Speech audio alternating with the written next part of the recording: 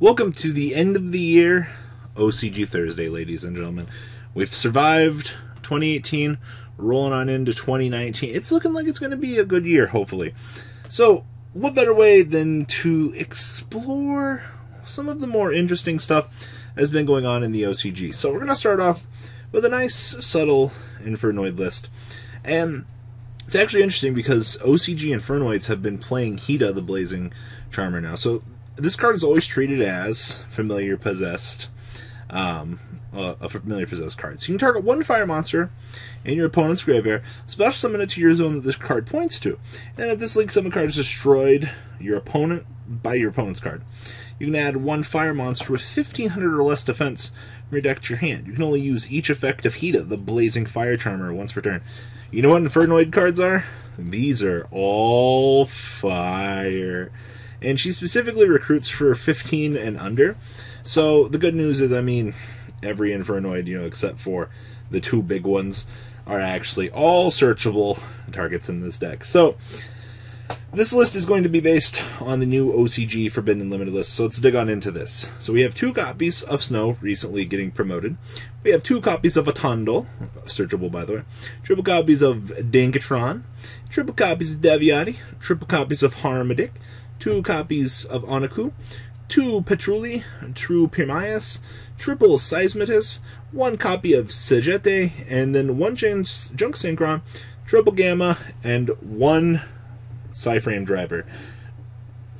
Now, fundamentally, you're probably looking at this and you're like, oh man, I wish the TCG had grass too. You're absolutely right.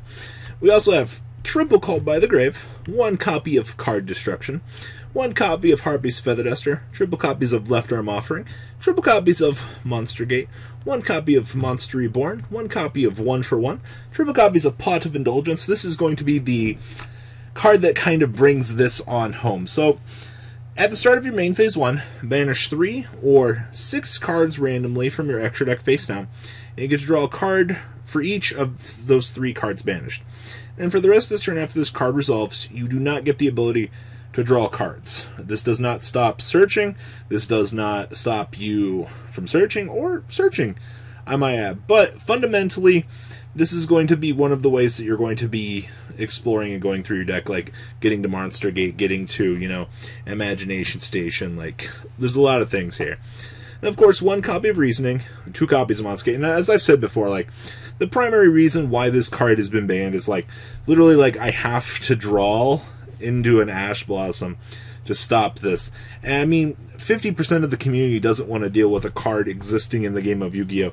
That they can just blow out the opponent literally off of a top deck. Like, it's so unfair for something like this to exist. So I get why they had to remove it.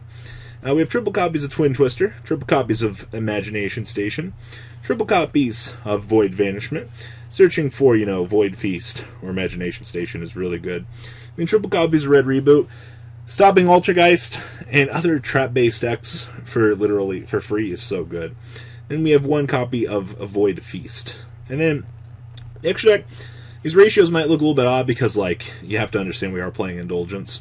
So 2 copies of Linkrevo, 1 copy of Unicorn, 1 copy of Nightmare Phoenix, 1 Blazing Hida, 1 copy of Doolittle Chimera.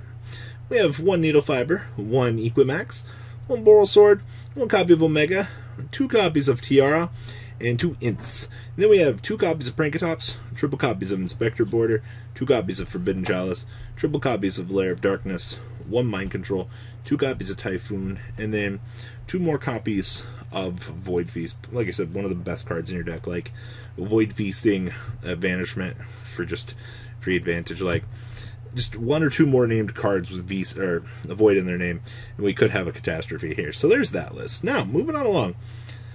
Showing a little bit more love to Red Eyes this week. So this is a Red Eyes deck, all based within the current format, with full Guard Dragon support, all available to you, and also playing Darkness Metal, the Dragon of Darksteel.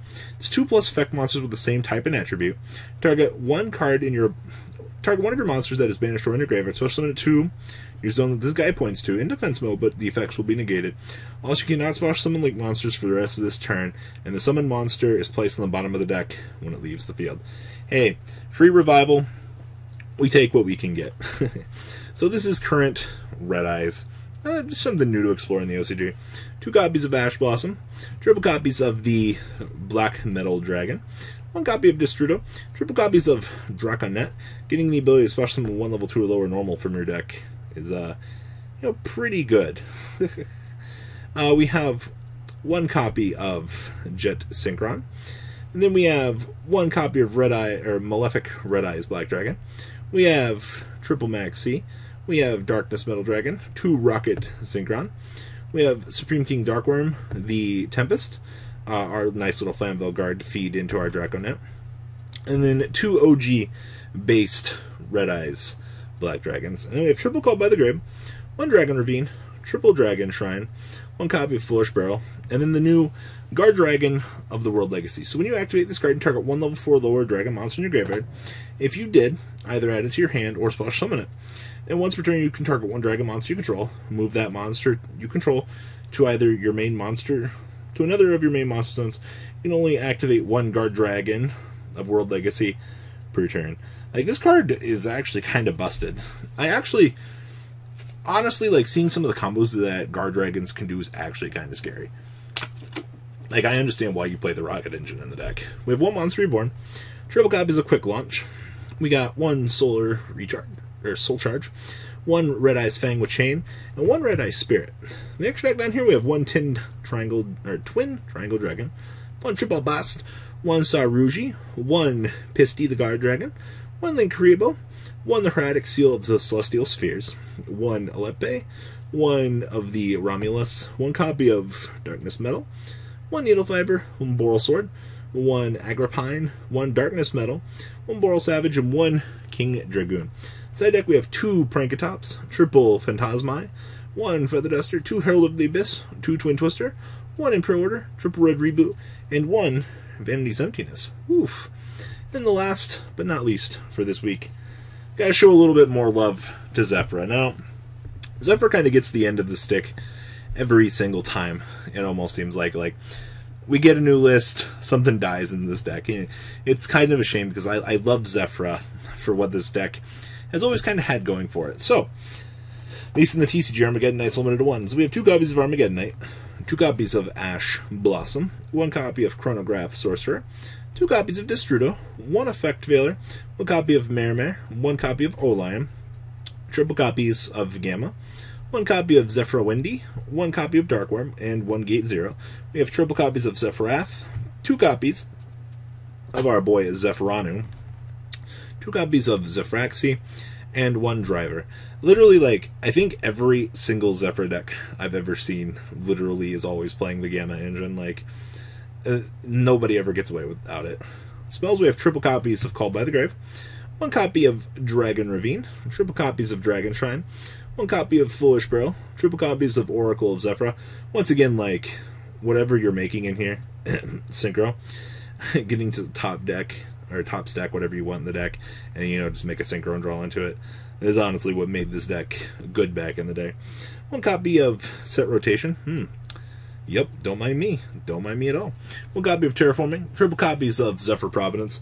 Once again, like, when you have a deck that has a built-in search card that also includes, you know, the card text of, oh, hey, by the way, I can banish this from my graveyard and grant protection to my guys. Seems really good. We have 1 copy of 9 Pillars of the Yangzing and 1 Zefra Divine Strike. Down here in the extra deck, we have 1 Lambada, of course. We have Lambada, 1 copy of Linkuriboh, 1 Electromite, 1 copy of Needle Fiber, 1 Boral Sword Dragon, 1 Beatrice, 1 Yazi, 1 Wonder Magician, 1 Omega, 1 Metaphys Horus, 1 Mila Synchron, Dang Doodle, Coral Dragon, Savage Dragon, and Boxia. How about the OCG still has this, by the way? Can't believe they never banned this.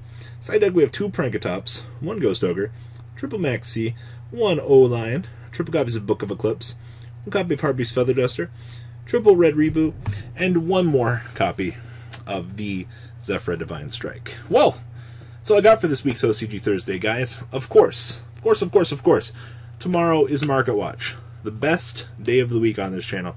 Yes, I know we're going through the holiday season right now. Things are relatively interesting, but, you know, for the most part, It's going to be an interesting year, I think, going into 2019. So guys, once again, Loondrighty, thank you for supplying me with the OCG decks this week. This man loves the OCG way more than I do, and it's always interesting to see what he finds on the internet. Alright guys, I am out. Peace. The ride never, well, truly ends.